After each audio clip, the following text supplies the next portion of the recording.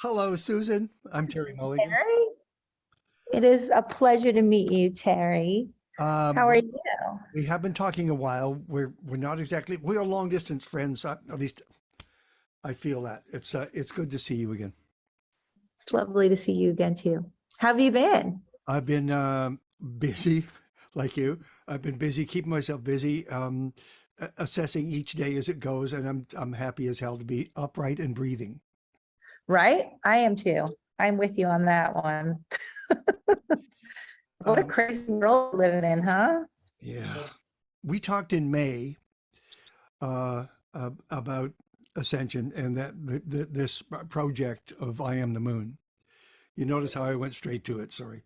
Um, but for those in the audience who are just picking up on it or have heard about it and haven't followed through, give them this basic storyline so then my questions make sense. Would you? Yeah. So basically in March of 2020, when the world stopped and we were leaving New York City and there was nobody on the street, so I knew that something was happening Yeah. on an apocalyptic level. We went home and hunkered down with our kids our son was getting ready to go off to college, and it was an interesting time. And our bandmate Mike Mattison decided to go back and listen to our Layla recording that we made with Fish lead singer Trey Anastasia. And he said, I was checking out the old Eric record, and all the words in all of the songs are really aimed just from his point of view. Hmm. And what about if we go back in and read the original Layla Majnun, and then maybe we think, what did she think about this? Or what did her parents, or what did the other people, like, let's get some other inspiration and some other points of view. And I was like, wow, that's pretty deep and that's pretty heavy. And then he sent us out the complete Majnun, like we have a couple different versions of the Nizami poem, but incredible writing, beautiful. But it was interesting, like during this time, here we are in a world where, we're going through a pandemic. And I was thinking, gosh, this is crazy. Like all the things going on with, like, especially with women, with like laws against women and all these things. I was like, we really haven't evolved much in 800 years. Like women are still a commodity that can be bought and sold. And it's like, what the heck is going on? So it was kind of interesting to think, oh, what did she think? And I was like, oh, wow, I guess we don't really think that all the time. It's always, everything kind of comes at us from a man point of view a lot. But obviously women too. We do have a voice, especially here in the United States. I feel very lucky to be a woman here as opposed to certain countries. But same time, we have a lot of work to do as humans. And, so this was really kind of an interesting project. It kind of just came out of nowhere. And then so much inspiration, everybody started writing, and then we got together. I guess it was like August of 2020 for the first time with some of the, with Falcon, our Brandon, our bass player, our keyboard player, Gabe Dixon, Mike Mattison, and Derek and myself. And 6 of us sat around and we wrote all the songs for this record. And we had so many songs that we didn't know, we couldn't really do a 2-album record. It was so much information, and it was like really hard to digest all of it. So Derek and the band and I, we basically organically came about the idea of making it into 4 episodes and being able to fit each record, like making 4 records in each record fidelity wise, a perfect amount of time. Like in the old days when you had like a John Coltrane record or a Jimi Hendrix record, it was like 38 minutes, it's perfect. So it fits, 18 minutes per side is usually the perfect amount to have your fidelity not lose, quality and things. So it really just worked out the way it did. And we had a friend of ours who really helped tremendously in the sequence of all of the songs. Our friend Judd Strickland, who is an educator, works in Jacksonville, Florida. And he's an incredible guy. And he did a lot of work where he literally broke down each song, like what is the time signature? What key is it in? What's the mood? Does it fit into this category? And then he put this beautiful playlist together and we all loved it, all 12 of us, which it's pretty amazing if you have 12 people in a band could all thumbs up something. It's interesting that you reference Coltrane, because I did as well. I mean, the first release was Crescent, the second was Ascension, both titles of Coltrane albums. Yeah. So Derek, of course, loves Coltrane, and Ascension was something that he totally thought of John when that title came up. But it's one of his favorite records, and he loved that it was in, you know, these different kind of movements, and it was very inspiring to you know, to see him get passionate about it, as well as, you know, everybody kind of brainstorming and like all these different ideas coming about. So it was really a great opportunity for us to kind of pay homage to some of those great records without taking from them exactly. So that was kind of cool. But they are under your skin. They're in between the ears. No two ways about it.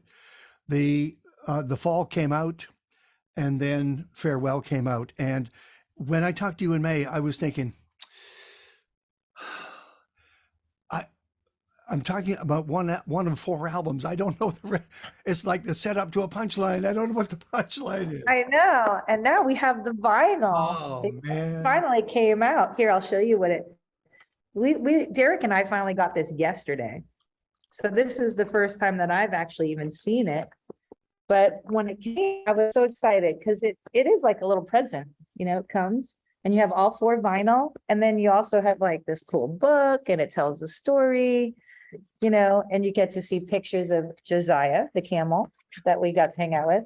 But everything from, you know, what is Passaquan, pictures of the band, all these fun things, you know, and I think one thing that it actually kind of shows you is the diversity in the band, and as well as the music and the place that we kind of did the films and the photo shoot. You know, there's a lot of global kind of coming together, like thematic. So it's not just really the Layla idea, the Layla Majnun. It's more about a human story, you know, which I kind of love. And women are very much driven by the moon. I mean, think about our cycles, and then the moon and the tides, and you know, we're very emotional people because, you know, we're made of water, and we're very easily manipulated by the moon and the sun. We're made of water. Now, you were singing a character. That's different from you sing as Susan. What was that like to become a character, to sing in her voice? You know, it was great. Honestly, I felt like the men really overachieved in this. You know, I was really kind of blown away, like by Gabe Dixon's song, I Am the Moon. Sure. He really encompassed not only the poem, but how women feel like sometimes, you know, a lot of women are used to, I hate to say it, but like men being in the forefront, you know, whether it's in business or whatever, and, you know, taken seriously all the time, but women really have to prove themselves all the time. They're never just like taken seriously unless you prove yourself, you know? So it's kind of funny, you know, some of the lyrics, and honestly, I'm just honored to be a part of this project and this band. And I like having all these different kind of characters that came about from writing. You know, Mike's song Fall In is really a great example of like the narrator, almost in a way, in a story, kind of telling the story, like everyone's falling in, like we're all just like a bunch of crazy wildebeest, and we're following in behind Derek as a leader, or myself, or the 2 of us. But, you know, it's kind of fun just to see how many human aspects this record kind of relates to. So it's not really like, it's just like, oh, I'm a woman and I'm speaking for a woman. You know, it's more like we're all part of this whole crazy world, and here we all have a say, you know, and we all have a point of view, and and it's important to listen and to see where we can go from here, you know. I filled out a sheet of questions, and then on the side I started to write all the things about the songs. And I do acknowledge having done plays and film, you have to set the scene, and so that the first act is exploratory. It explains Exactly. everything and who that character is. And the same thing applied here. The first, you told the story in Crescent, the Ascension and the Fall and Farewell all got a freedom that first act didn't have. They got to tell without ties to any of the characters. They got to just flow, and it shows in the Exactly. music. Well, thank you. Thank you so much. I do feel that, and I feel like Crescent, well, you do have to set the stage. Yeah. You do have to prepare people for something, and so it is good to start somewhere with some structure and then to go from there, which is great. And I agree. I feel like Hear My Dear, the opening song, it's like, here, this is our story. This is a melody for you that I found when I was out in the wilderness, and then Fall In, it's like the narrator and he's telling the story. We're going to follow this guy to the end. And I Am the Moon. It's like, oh, here's Layla, and then here's Majnun and he's gone mad, and Circle Around the Sun is him going mad in the wilderness, and, tell people I'm okay, but I'm trying to find myself and the mental health isn't great. And I was like, and then there's Passaquan. Passaquan is the instrumental, which it sounds like an Allman Brothers song in a way, where it, has a theme, and then you have all this beautiful improvisation, and then you come back to the theme at the end, but it shows like all the talent in this band and a big part of Derek and who he is. And it really does kind of set the stage, on a lot of different levels. And I will tell the music fans out there who have not heard this music, do not be scared off by we might sound like we're talking about an opera. It's not a rock opera, it's not an opera, but it has operatic themes and storytelling in it, because there's covering a lot of ground. However, there's still New Orleans funk, there's second line, there's third line, there's some Coltrane, and there's a lot of stuff. There's a lot of Tedeschi Trucks right there. If you're a fan going in, you're going to be a big fan coming out. And they'll take you along through trust, love, infatuation, obsession, a passion, rejection, hate, the highs and lows of love, and hope. You end with a hope note. Yes. That was a big, that's a funny thing. Like when you're doing the record and you're thinking about the sequence, like I never would have thought, oh, we're going to end on this song another day. But the way that it fell, and then when it really happened in real life, and we watched the movie, because there's a film that coincides with each one. And when I watched it, I was like, it really does end in a hopeful message, which I was so happy about. And, I don't even know if we really did that on purpose exactly, but obviously this band means that, we really tried to bring hope to people. And, so I was really excited that it ended on that song. And that's the great thing about it. It does take you on an adventure, and it does take you through all those feelings, trust, love, rejection, hate, all these things. But it does end with hope, because we have to have hope. It's what pulls us through, it's what pulls us together, and makes us tackle what we don't want to deal with, but we know we have to, and we can do, and in this band is hopeful, and we try to show that in our diversity within ourselves. Here we are, 12 people from all different backgrounds, all different types of music. Everybody is a brilliant musician. There's not one person in that band that is not. And so, there's a lot of mutual love and respect, and it shows. And I think people, when they come to see us, what are you going to say? I have always admired, first of all, the honesty in the music. And the other band that I have the same feeling for is Los Lobos. And you are friends. Oh my gosh. Yes. Honesty, no BS. This is it. This is what we do. This is how we play. We hope you like it. We work hard on these things. We play and sing from the heart.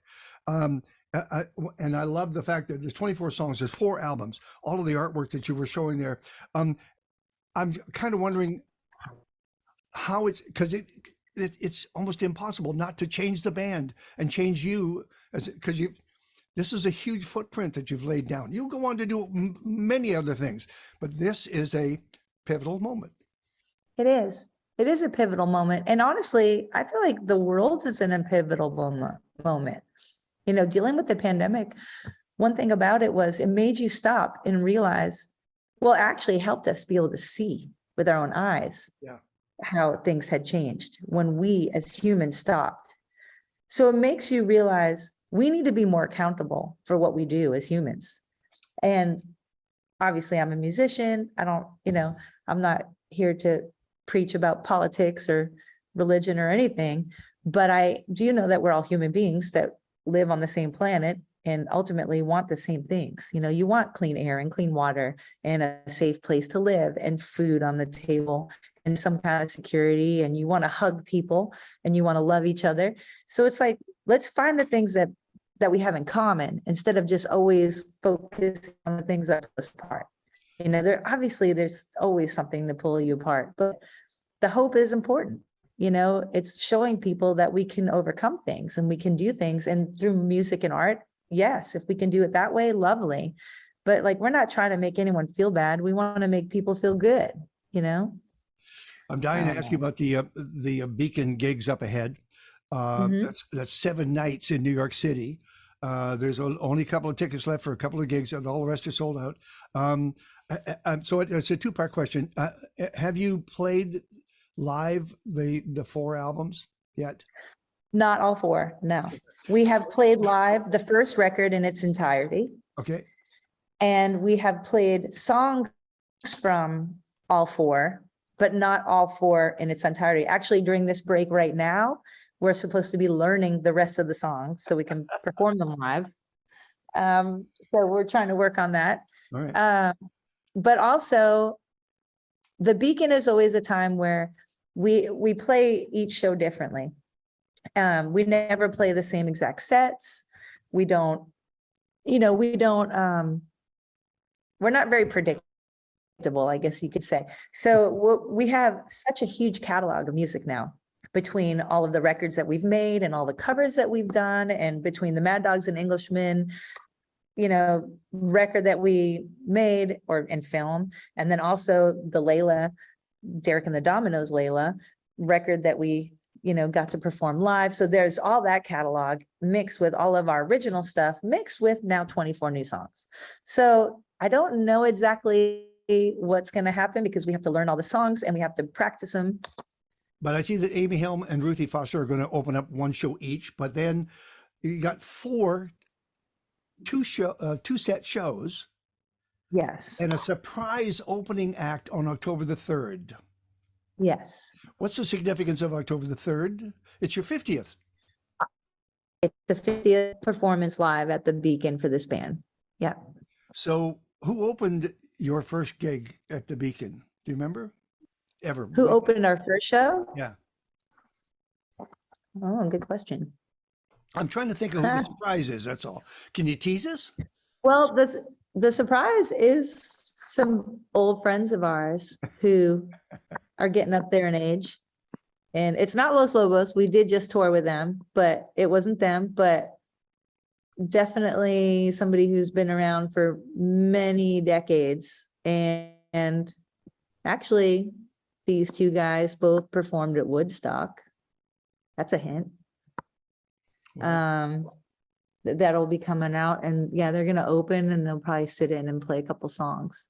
Okay, but so it's yeah, it's somebody from Sha-Na-Na, and no, it's Carlos.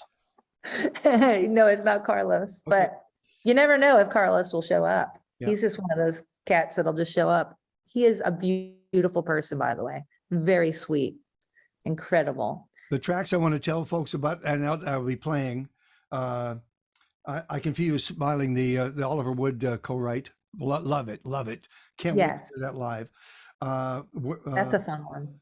Where Are My Friends? Last Night in the Rain. Oh man, that's almost like a folk festival song where everybody sings along and waves in the air. Right. I'm playing a lot of Soul Sweet Song. Is it for Kofi? Yep. Is it for John Ryan? Yes, for all of them. I mean, honestly, we lost so many incredible musicians during this pandemic, and also to other things. We lost Kofi before that, but Kofi was a huge inspiration for that song.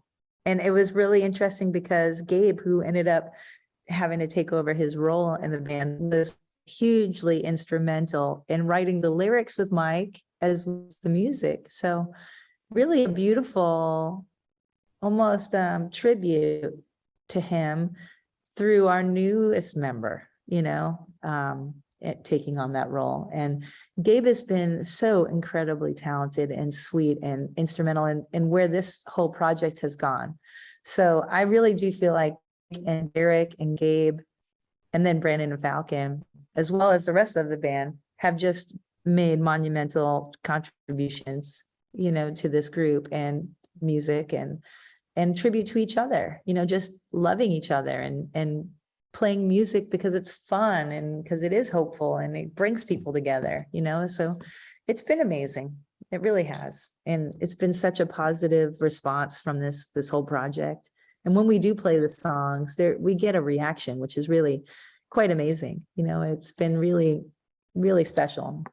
Have people told you what kind of a journey these albums have taken them on? Yes, some of the people have just been literally sitting on the seat of their pants, like waiting for things to come out when they did. And then they were like, oh my gosh, I watched it on YouTube and I got to watch the film coming out with the, and it was a communal experience and people were like live on the chat. And there were people from like Buenos Aires and people from Africa and people from Australia. So it was like, wow, like we literally are doing something in real time together.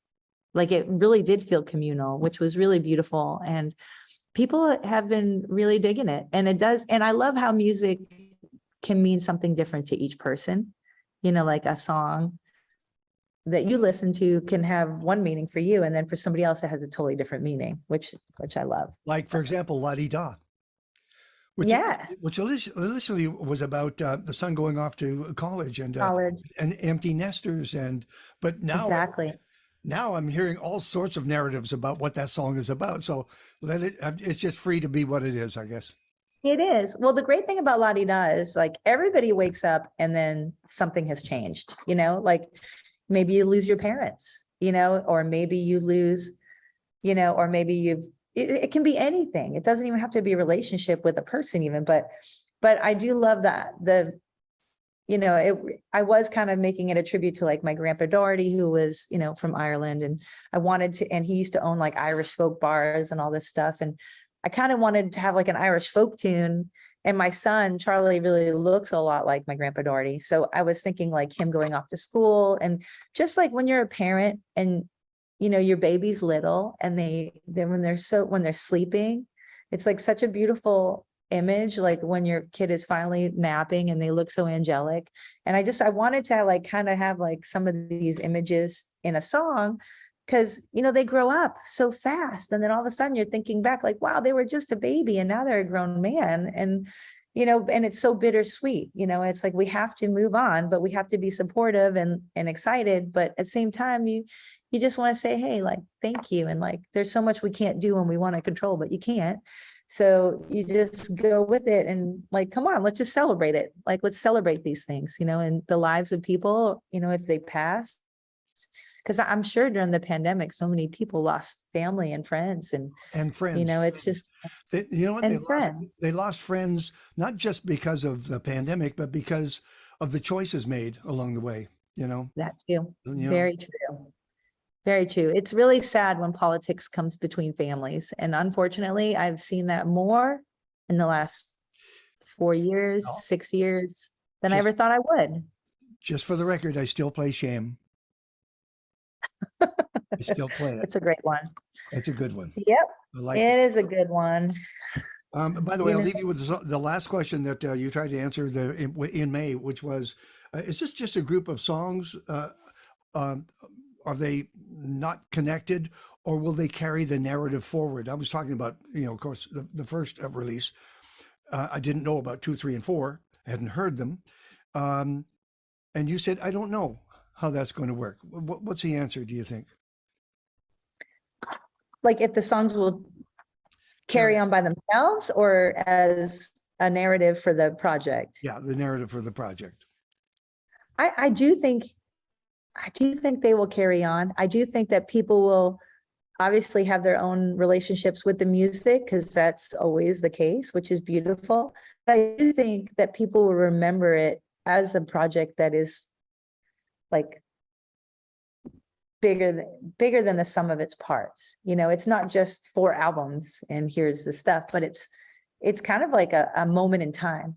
And even the moment of doing something so ambitious and crazy as like 4 records all at once shows that like we actually had time for the first time in years, because we always tour so much. We never really take off enough time to sit back and write and to really dive into a project wholeheartedly. And the collaborative was incredible. It's to be applauded. It's amazing. Right. And so it was really an important time because we were able to do something different because we had time. You know, we weren't so rushed. It was a different time. I mean, if you're rushed and you have to go, cool. But like, I have a couple more minutes. It's okay. But ultimately, I feel like this project will make a statement because it signifies a point in time and something that we all have to go through. And so it's not just about Layla and Majnun and their relationship, but it's our relationship with each other as human beings. And I do feel like it really kind of puts us in touch. And Pasaquan is the idea of this Pasaquanian people that are all different people that come together and they live in harmony. And so that is like the hope that we have, that we can all be from these different places and live in harmony and love each other. You know, I mean, ultimately we all want to get along. We don't want to fight and be divisive, you know. By the way, there's a guy keeps walking behind you. Oh, that was very probably. Okay. I think it was Derek. He went in the other room. Check with security. Yeah. Security. Listen, I want to thank you so much and for your friendship. This is for Mulligan Stew and the Mulligan Stew podcast, but it's also for CKUA Radio, which is province-wide in Alberta. And it's donor supported and has been for almost 100 years. It is the single bravest music station you have ever heard. Everybody in the chair is a specialist at what they're playing. We're about to go into fundraising, and I made a note here to myself about, I think I saw it. Like me to do some liners? And well, just your thoughts. Sure. If you can't donate or won't donate, I'd like to talk to you. Just talk to because you know about donor supported radio. Just tell people how important it is to keep that flame lit. It's incredibly important. Number one, just as democracy is important. People don't realize the things that are important until they take them away. Don't let people take them away. You need to have facts, scientific proof that things are real sometimes. And it's hard to get information off the internet because it's not a library. It's not a reference, you know? People are like, oh, I found that out. I'm like, well, where'd you get that? Oh, on the internet. I'm like, well, from what? You know, there's plenty of things that people make up that are not real. It's important to have real news. It's important to have real radio supported by real humans that care, because you're going to have all these beautiful stories of the things that you want to know are going on in the world. And you want to know how you can help. And you can't fix things without hearing about what's going on. And you can't go out and do it yourself because we don't have time. So you need real reporters and real stories, and you need these things. Because it's what keeps us together. It's what inspires us. It's what educates us. It's what teaches us how to be a better human or how to be better to each other. And so it's incredible. The power of music, Susan, the power of music. Oh, the power of music and art is unquestionably, it's so sacred and so important because it's what makes us human. It's what makes us feel. It's what gives us empathy, or it makes you feel things that you don't know that you feel. It helps us work on our own things, but music, art in all its forms is so sacred and it's beautiful. Thank you, Susan. Hello to Derek. Hello to the band. Have yourself a great week in New York City. Buy something, maybe some new shoes, and and have a great year. Merry Christmas, Happy New Year.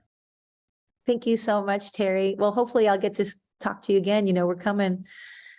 We're going to try to come to Canada next year. We're really going to try and make it a priority because it's been a while, and we're going to try to get back up there. So look for us in 2023. Love you. Thank you. All right. Thank you so much, Terry. Bye. Appreciate you.